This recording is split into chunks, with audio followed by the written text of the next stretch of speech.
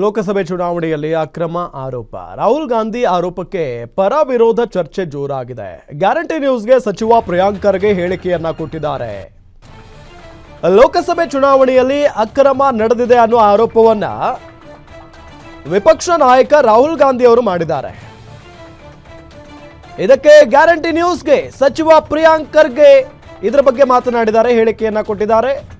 ರಾಹುಲ್ ಗಾಂಧಿ ಮತದಾರರ ಹಕ್ಕುಗಳ ಕಳವು ಬಗ್ಗೆ ಮಾತಾಡಿದ್ದಾರೆ. ಮಹಾರಾಷ್ಟ್ರದಲ್ಲಿ ಅದನ್ನ ಸಾಬೀತು ಕೂಡ ಮಾಡಿದ್ದಾರೆ.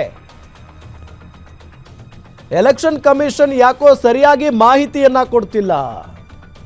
ಎಲೆಕ್ಷನ್ ಕಮಿಷನ್ ಸರಿಯಾಗಿ ಮಾಹಿತಿಯನ್ನ ಕೊಡಬೇಕು. ಪಾರದರ್ಶಕವಾಗಿ ಯಾವುದೂ ಕೂಡ ನಡೀತಾ ಇಲ್ಲ. ಆಧಾರ್ ಕಾರ್ಡ್ನಿಂದ ಎಲ್ಲ ಕಡೆ ನಾವು ವೋಟ್ ಹಾಕಬಹುದು. ಕರ್ನಾಟಕ, ತಮಿಳುನಾಡು, ಅಸ್ಸಾಂ, ಕಾಶ್ಮೀರದಲ್ಲಿ ವೋಟ್ ಹಾಕಬಹುದು. ಆದರೆ ಬಿಹಾರದಲ್ಲಿ ವೋಟ್ ಹಾಕೋಕೆ ಆಗಲ್ವಾ? ಇದು ಏನಕ್ಕೆ ಮಾಡ್ತಾ ಇರೋದು? ಇದರ ಬಗ್ಗೆ ಚರ್ಚೆ ಆಗಬೇಕು. ಆದರೆ ಚರ್ಚೆಗೆ ಅವಕಾಶ ಕೂಡ ಕೊಡ್ತಾ ಇಲ್ಲ. EVM ಹ್ಯಾಕ್ ಬಗ್ಗೆಯೂ ಕೂಡ ಮಾತಾಡ್ತಾ ಇಲ್ಲ.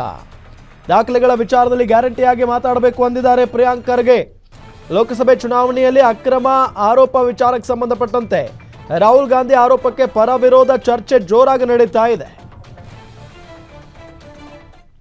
ರಾಹುಲ್ ಗಾಂಧಿ ಅವರ ಹೇಳಿಕೆ ಬಹಳಷ್ಟು ಚರ್ಚೆ ಆಗ್ತಿದೆ.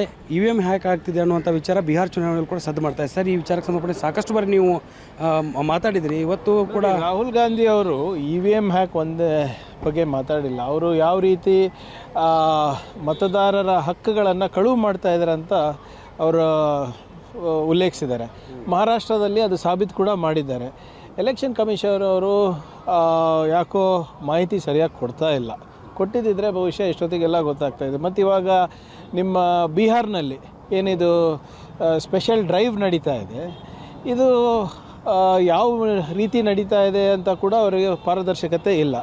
ಈಗ ಆಧಾರ್ ಕಾರ್ಡಿಂದ ನಿಮಗೆ ಕರ್ನಾಟಕದಲ್ಲಿ ವೋಟ್ ಹಾಕ್ಬೋದು, ತಮಿಳ್ನಾಡಿನಲ್ಲಿ ವೋಟ್ ಹಾಕ್ಬೋದು, ಅಸ್ಸಾಂನಲ್ಲಿ ವೋಟ್ ಹಾಕ್ಬೋದು, ಕಾಶ್ಮೀರ್ನಲ್ಲಿ ವೋಟ್ ಹಾಕ್ಬೋದು. ಆದರೆ ಬಿಹಾರ್ನಲ್ಲಿ ವೋಟ್ ಹಾಕೋಕ್ಕಾಗಲ್ವಾ? ಏನಕ್ಕೆ ಮಾಡ್ತಾ ಇರೋದು ಇದು? ಅದ್ರ ಬಗ್ಗೆ ಚರ್ಚೆ ಮಾಡಿ ಅಂದರೆ ಅದಕ್ಕೂ ಕೂಡ ಅವಕಾಶ ಕೊಡ್ತಾ ಇಲ್ಲ. ಆಮೇಲೆ EVM ಬಗ್ಗೆ ಕೂಡ ನಾವು ಭಾಳ ಸ್ಪಷ್ಟವಾಗಿ ಎಥಿಕಲ್ ಹ್ಯಾಕಥಾನ್ ಮಾಡಿ ಅಂತಲೇ ನಾನು ಹೇಳ್ತಾ ಇರೋದು. ಇನ್ನೂ ಒಂದು ವಾರ 10 ದಿನ ಕೊಡಿ, ಎಲ್ಲನೂ ನಮಗೆ ಬಹಿರಂಗ ಮಾಡಿಸ್ತೀನಿ. ಕರ್ನಾಟಕದಲ್ಲಿ ಲೋಕಸಭಾ ಚುನಾವಣೆ ಆಗಿದೆ ಅಂತ ಒಂದು ಮಾತು ಹೇಳಿದ್ದೀನಲ್ಲ, ಒಂದು ವಾರ 10 ದಿನ ಕೊಡಿ, ನಿಮಗೆ ವಿತ್ ಡಾಕ್ಯುಮೆಂಟ್ಸ್ ನಾನು ಬರ್ತೀನಿ. ಯಾವಾಗಲೂ ಕೂಡ ನಾವು ಮಾತಾಡಬೇಕಾದ್ರೆ ಗ್ಯಾರಂಟಿಯಾಗೆ ಮಾತಾಡಬೇಕಲ್ಲ. ಸರ್, ಮಹದಾಯಿ ವಿಚಾರದಲ್ಲಿ ಪ್ರಮೋದ್ ಸಾವಂತ್ ಅವರು ಹೇಳಿಕೆ ಕೊಟ್ಟಿದ್ದಾರೆ. ನೀರು ಕೊಡೋದಕ್ಕೆ ಅನುಮತಿ ಕೊಡೋದಿಲ್ಲ, ನನಗೆ ಭರವಸೆ ಇದೆ ಅಂತ ಮಾತ್ರ ವಿಧಾನಸಭೆಯಲ್ಲಿ. ನೋಡಿ, ಇದು ಕೇಂದ್ರ ಸರ್ಕಾರ ಅವರು ಮನಸ್ಸು ಮಾಡಿದ್ರೆ ಭಾಳ ಈಸಿಯಾಗಿ ಸಾರ್ಟ್ ಔಟ್ ಮಾಡ್ಬೋದಾಗಿತ್ತು. ಯಾವಾಗ ಹಿಂದಿನ BJP ಇಲ್ಲಿ ಕರ್ನಾಟಕದಲ್ಲೂ ಸರ್ಕಾರ ಇತ್ತು, ಅಲ್ಲಿ ಗೋವಾದಲ್ಲೂ ಅವ್ರದ್ದೇ ಸರ್ಕಾರ ಇತ್ತು. ಆದರೆ ಮಾಡೋಕ್ಕೆ ಮನಸ್ಸಿಲ್ಲ ಅವ್ರದ್ದು. ಸೊ ಆದ್ದರಿಂದ ಅದು ಆಗೋದಿಲ್ಲ. ಗೋವಾದ ವಿದ್ಯುತ್ ಕಾಮಗಾರಿಗೆ ಅನುಮತಿಯನ್ನು ಕೊಡ್ತಾರೆ, ಮಹದಾಯಿ ವಿಚಾರಕ್ಕೆ ಪೆಂಡಿಂಗ್ ಇರ್ತಾರೆ. ಕೇಂದ್ರ ಸರ್ಕಾರದ ಇದರಲ್ಲಿ ತಾರತಮ್ಯ ಮಾಡ್ತಿದೆ. ನೋಡಿ, ಯಾವಾಗಲೂ ನಾವು ಅದೇ ಹೇಳ್ತಾ ಇರೋದಲ್ಲ, ಮಲತಾಯಿ ಧೋರಣೆ ಮಾಡ್ತಾ ಇದ್ದಾರೆ. ನಮ್ಮ ತೆರಿಗೆ ವಿಚಾರದಲ್ಲಿ ಇರ್ಬೋದು, ಅನುದಾನದ ವಿಚಾರದಲ್ಲಿ ಇರ್ಬೋದು. ಆದರೆ ಆಶ್ಚರ್ಯ ಏನಪ್ಪ ಅಂದರೆ, ಯಾರ ಹತ್ರ ಈ ನಮ್ಮ BJP MPಗಳು ವೋಟ್ ಹಾಕ್ಸ್ಕೊಂಡು ಹೋಗಿದ್ದಾರೆ, ಅವ್ರ ಪರವಾಗಿ ದನಿ ಎತ್ತಷ್ಟು ಧೈರ್ಯ ಮಾಡ್ತಾ ಇಲ್ಲ ಅಲ್ಲ. ಅಷ್ಟೇನು ಗುಲಾಮ್ಗಿರಿ ಅವ್ರದ್ದು? ಅವರ ಸೇವೆ ನಮ್ಮ ಜನರಿಗಿರ್ಬೇಕಾ, ಏನು ಅವ್ರ ಹೈಕಮಾಂಡಿಗಿರ್ಬೇಕಾ? ಯಡಿಯೂರಪ್ಪನವರು ರಕ್ತದಲ್ಲಿ ಪತ್ರ ಬರೆದು ಕೊಡ್ತೀನಿ ಅಂತ ಹೇಳಿದವರು 10 ವರ್ಷ ಆಯ್ತು ಸರ್ ಮಹದಾಯಿ ಹೋರಾಟಕ್ಕೆ. ಯಡಿಯೂರಪ್ಪ ಅವ್ರು ಯಾವುದ್ರಿ ಮಾಡಿದ್ದಾರೆ ಇಲ್ಲಿವರೆಗೂ? ಸುಮ್ಮನೆ ಜಾತಿ ಹೆಸರಲ್ಲಿ ತಾನೇ ಅಷ್ಟೇ ಬಂದಿರೋದು.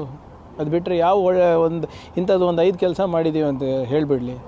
ಅವರು ಅಧಿಕಾರಕ್ಕೆ ಬಂದಾಗೆಲ್ಲ ಮಧ್ಯದಲ್ಲಿ ರಾಜೀನಾಮೆ ಕೊಟ್ಟು ಹೋಗ್ಬೇಕಾಗಿತ್ತಲ್ಲ. ಅವ್ರು ಕಂಪ್ಲೀಟ್ ಮಾಡಿದ್ದಾರೆ 1 ಟೆನ್ಯೂರನ್ನು. ಲೋಕಸಭೆಯ ಒಂದು ಸಂಸತ್ ಅಧಿವೇಶನ ನಡೀತಾ ಇದೆ. ಈ ಸಂದರ್ಭದಲ್ಲಿ ನಮ್ಮ ಒಂದಿಷ್ಟು ಸಂಸದರಿದ್ದಾರೆ, ಸಚಿವರಿದ್ದಾರೆ, ಏನು ಒತ್ತಾಯ ಮಾಡ್ತೀವಿ? ನೋಡಿ, ರಾಜ್ಯದ ವಿಷಯ ಬಂದಾಗ ಎಲ್ಲರೂ ಕೂಡ ಒಂದಾಗಿ ಹೋರಾಟ ಮಾಡಬೇಕಾಗ್ತದೆ, ಕೇಳಬೇಕಾಗ್ತದೆ. ಎಲ್ಲ ಏನು ಕೊನೆಯದಾಗಿ ರಾಜ್ಯಕ್ಕೆ ಹೆಲ್ಪ್ ಆಗ್ತದಲ್ಲ, ಕನ್ನಡಿಗರಿಗೆ ಹೆಲ್ಪ್ ಆಗುತ್ತೆ. Thank you. ಇದಿಷ್ಟು ಸಚಿವರಂತ ಪ್ರಿಯಾಂಕ್ ಖರ್ಗೆ ಅವರ ಮಾತು. ಕ್ಯಾಮ್ರಾ ಪರ್ಸನ್ ಅಜಯ್ ಜೊತೆ ದುರ್ಗೇಶ್ ನಾಯಕ, ಗ್ಯಾರಂಟಿ ನ್ಯೂಸ್, ಬೆಂಗಳೂರು.